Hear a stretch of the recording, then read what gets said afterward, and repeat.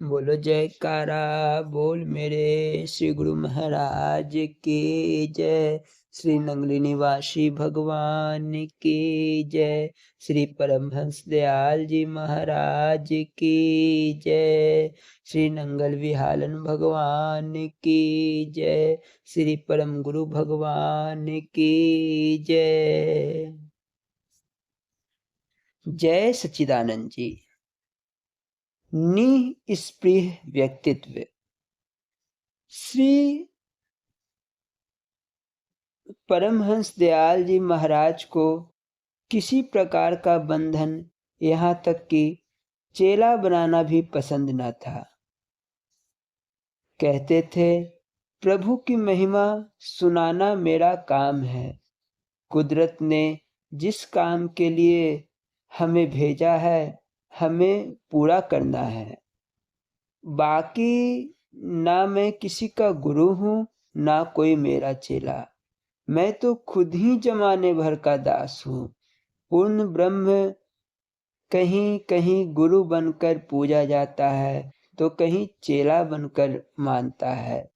जयपुर के तत्कालीन नरेश श्री माधो सिंह जी बुद्ध बहादुर एक दिन अचानक सेवा में उपस्थित हुए। बड़े भक्ति भाव से पेश आए। चलते समय राजा ने कहा, हुजूर से एक अर्ज करना चाहता हूँ। स्वामी परमहंस दयाल जी महाराज ने कहा, इजाजत है। नरेश ने विनय पूर्वक कहा, हम श्रीमान के लिए एक भव्य आश्रम जयपुर में बनवाने की तमन्ना बड़े दिन से रखते आए हैं। अर्ज करने की हिम्मत नहीं जुटा पा रहे थे, इसलिए आज डरते हुए इसे कह रहे हैं। आपने फरमाया, राजन, आश्रम रहने ही के लिए बनवाना चाह रहे हो ना? देखो, यह शरीर ही आश्रम है जिसमें आत्मा स्थित है। इससे अच्छा आश्रम आदमी नहीं बना सकता। यही काफी है कि तुम्हारी नगरी में पड़े हैं। अगर खटपट करोगे तो कहीं और चल देंगे। राजा अवाक रह गया। चलते समय सिर व ताज श्री चरणों में रखकर फरमाया, हुजूर, आप सा आपको ही पाया। बोलो जयकारा बोल मेरे श्री गुरु महाराज की जय। श्री नंगली निवासी भगवान की जय। श्री परमहंस दयाल जी महाराज की जय। जय सच्चिदानंद जी। श्री नंगल विहालन भगवान की जय। श्री परम गुरु भगवान की जय। श्री नंगल विहालन भगवान स्वामी हीरानंदपुरी जी महाराज के कुछ अमूल्य प्रवचन। जय सच्चिदानंद जी। श्री सतगुरु की दया। स्वामी हीरानंदपुरी जी महाराज मंच पर आसीन हैं और सभी भक्तों से बातचीत कर रहे हैं। उनके चेहरे पे एक दिव्यता झलक रही है और श्री महाराज जी अपने प्रवचनों को कहने जा रहे हैं। उनके श्री चरण कमलों में इस दास का कोटि कोटि प्रणाम। बोलो जयकारा बोल मेरे श्री गुरु महाराज की जय। श्री नंगली निवासी भगवान की जय। श्री परमहंस दयाल जी महाराज की जय। श्री नंगल विहारन भगवान की जय। श्री परम गुरु भगवान की जय। जय सच्चिदानंद जी। श्री सतगुरु की दया। श्री महाराज जी मंच पर आसीन है और वे फरमाते हैं, बोलना प्रेमियों, हरि ओम हरि ओम हरि ओम। प्यारे सत्संगी हो, गुरुमुखो अभ्यासी भक्तों, जरा सतगुरु जी की दया की ओर निहारो कि श्री सतगुरु दयाल अपनी शरण में आए हुए अपने प्यारे बच्चों पर करुणा करके किस प्रकार उनकी पूर्णता संभाल करके उनके हृदय की मलिनता को दूर करके उनको अपना प्रकाश स्वरूप देकर ज्ञान शक्ति की वृद्धि करके सेवा भक्ति सिखाकर अंतःकरण में एक रस भर देते हैं। इसलिए प्यारे सत्संगियों, श्री सतगुरु जी की दया सर्व समय अपने हृदय में याद रखनी चाहिए। श्री सतगुरु जी की दयालुता सेवा अभ्यास और सत्संग तथा प्रार्थना से प्राप्त होती है। भूखे प्राणियों को अन्न जल खिलाने से, नंगों को वस्त्र पहनाने से अथवा दुखियों को सुख देने से भी गुरु भगवान जी की दया प्राप्त होती है। इसलिए अभ्यासी को दयावान होकर प्राणी मात्र की सेवा करनी चाहिए। जो दूसरों पर दया करता है, गुरु भगवान उस भक्त पर भी दया करते हैं, क्योंकि जिस दुखी आत्मा को सुख पहुँचाओगे वह आत्मा प्रसन्न होकर आपको आशीर्वाद देगी।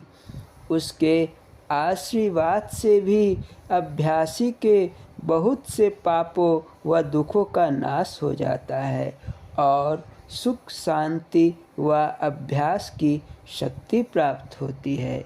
इसलिए अभ्यासी मान का त्याग करके प्राणी मात्र की सेवा करे और सतगुरु की पूर्ण दया प्राप्त करके अभ्यास में प्रवेश करे।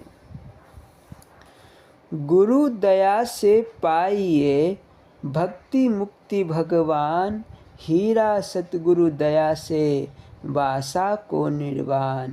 सुमिरन ध्यान भजन में गुरु दया करे लीन, हीरा सतगुरु दया से ब्रह्म रूप घट चीन। सर्व काल सर्व देश में गुरु की दया रख साथ, हीरा जाने आपको सदैव काल सनाथ। सच्चे मन से जीव जो आया गुरु सरनाई, हीरा तिस गुरु भक्त को कभी काल नहीं खाई। जो मनुष्य सच्ची श्रद्धा भक्ति से श्री सतगुरु दयाल स्वरूपानंद महाराज जी की कल्याणकारी पवित्र शरण में आए हैं, उन शरणागतों को जब किसी प्रकार का कष्ट या चिंता होती है तो सतगुरु दयाल उसी समय उस कष्ट का निवारण कर देते हैं। यदि वह कष्ट पूर्व के महान पाप कर्मों का फल है, तब भी उस कष्ट को, सूली को कांटा और पर्वत को राई बना देते हैं। किंतु अल्पज्ञ बुद्धि वाला शिष्य इस रहस्य को नहीं समझ पाता है कि मेरे श्री सतगुरु देव ने मुझे इन महान कष्टों से कैसे बचाया है। इस प्रकार श्री सतगुरु भगवान शरणागत पर सहायक होकर भक्त की पूर्ण संभाल करके उसको आत्मिक उन्नति में खूब उन्नत कर देते हैं। सुमिरन ध्यान भजन में स्वरूपानंद का अधिक आनंद दे देते हैं। अभ्यासी को उस संकट में भी आनंद ही प्रतीत होता है। इस प्रकार प्रेमी गुरुमुख अभ्यासी को निश्चय करना चाहिए कि सतगुरु भगवान मेरे सर्व पाप कष्टों को शनै शनै मिटाते जाते हैं। मेरे संबंधियों के पाप कर्मों के फल भोग से भी मुझे जो भी कष्ट या चिंतादि व्यापते हैं तथा जिस कारण मुझसे सेवा अभ्यास भली भांति नहीं बनता है, उन संबंधियों के कष्ट को भी मेरे गुरुदेव शनै शनै मिटाते जाते हैं और मुझे सेवा अभ्यास का समय देते जाते हैं। यही गुरुदेव की अपनी सर्व जीवों पर दयालुता है। कुसंग और पाप कर्मों के द्वारा सर्व अभ्यासी भक्तों पर नाना प्रकार के मन की चंचलता, मलिनता, निर्बलता, आलस्य, शारीरिक कष्ट, धन जन का कष्ट, कोई न कोई आपत्ति आती रहती है। इसलिए अभ्यासी को कुसंग आदि से बचकर रहना चाहिए। अभ्यासी पुरुष सेवा, अभ्यास और गुरु पर पूर्ण भरोसे के बल से उन पर सब आपत्तियों पर विजय प्राप्त कर लेता है और उसको सेवा अभ्यास का निरंतर रस मिलता रहता है और मन आनंद मग्न होता है। सेवा अभ्यास में कमी हो जाने के कारण आनंद भी कम आता है, तो अभ्यासी का मन उदास और दुखी हो जाता है तथा मन में कई प्रकार की विघ्न बाधाएं उत्पन्न होती है। ऐसी अवस्था में गुरुमुख अभ्यासी को किसी पूर्ण सेवादार अभ्यासी गुरुमुख का ही संग करना चाहिए। उस अभ्यासी की सेवा भक्ति देखकर फिर हृदय में नवीन लगन उत्पन्न होगी। फिर अभ्यास उसी स्वरूपानंद की पूर्ण प्राप्ति के लिए अपने इष्ट देव से विनय प्रार्थना करता है कि हे प्रभु, मुझे वही अपना नाम शब्द स्वरूप रस आनंद देने की महान कृपा कीजिए। इस प्रकार प्रार्थना, विनय, सेवा, अभ्यास के बल से पुनः अभ्यासी को स्मरण, ध्यान, भजन के अभ्यास में शब्द स्वरूप का रस प्रत्यक्ष होने लगता है। इस प्रकार अभ्यासी अपनी आत्मिक उन्नति में ही तत्पर रहता है और ज्यों ज्यों उसको महान तेजोमय प्रकाश स्वरूप दिखाई देता है, उतना ही प्यार, प्रेम और आनंद बढ़ता जाता है और सांसारिक वासना घटती जाती है। उस समय पाद से लेकर कमर तक शरीर शून्य हो जाता है। पुनः जैसे जैसे अभ्यासी की वृत्ति उत्साह के साथ सुमिरन, ध्यान के द्वारा ऊपर ब्रह्मांडीय स्थानों में प्रवेश करती जाती है, उसी प्रकार उसको अधिक से अधिक शब्द स्वरूप का आनंद मिलता जाता है और मन चित्त निर्मल हो जाते हैं। इसलिए अभ्यासी सद्गुरु पर श्रद्धा प्रीति खूब दृढ़ करके सेवा अभ्यास में नित्य ही तत्पर रहना चाहिए। ऐसे अभ्यासी को स्वरूपानंद का रस प्राप्त होता है और मन सांसारिक विषय भोगों से उपराम होता है, कर्म बंधनों से छुटकारा मिलता है। इसी प्रकार नित्य स्मरण, ध्यान व अभ्यास करके वृत्ति जितनी जितनी ऊपर की ओर अग्रसर होती जाएगी और पिंड देश षट चक्रों से निकलती जाएगी, योग्याभ्यासी को उतना ही निज घर परम धाम में प्रवेश करने की सुगमता होगी और बहुत से शब्द स्वरूप का आनंद मिलेगा।